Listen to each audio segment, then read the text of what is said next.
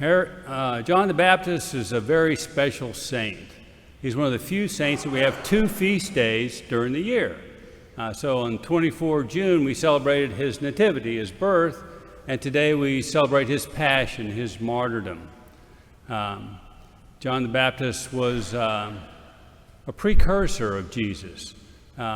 He heralded the good news that Jesus was coming. He prepared the way for Jesus.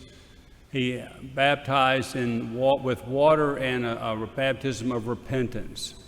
And he foreshadowed Jesus' rejection by the scribes and the Pharisees, and then also his death by the Romans, because that's what happened to Jesus as well. So it's kind of an interesting thing there.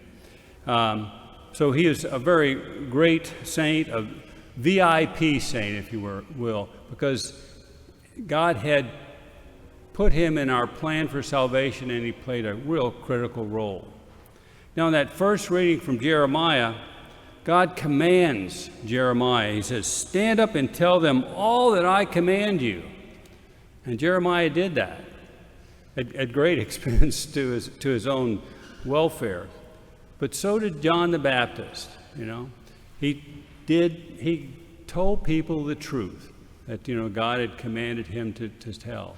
And so when he tells Herod that his marriage to Herodias, his brother's wife, is unlawful, that mission to Herod ends up in his death.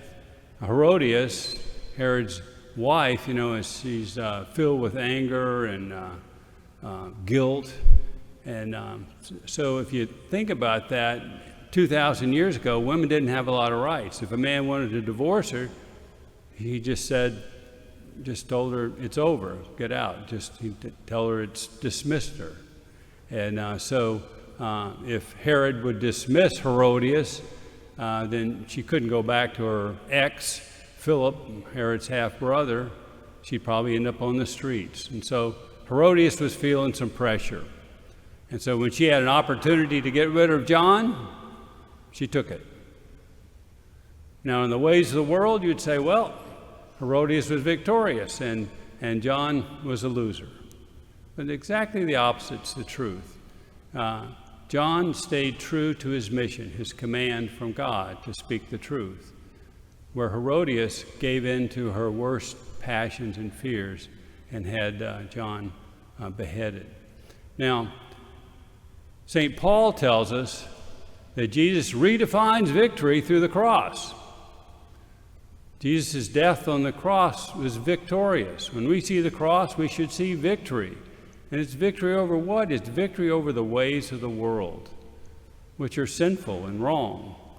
And so today, as we celebrate this great saint, John the Baptist, we should ask for his intercession to help us always speak the truth, even when it's difficult, and help us overcome the ways of the world.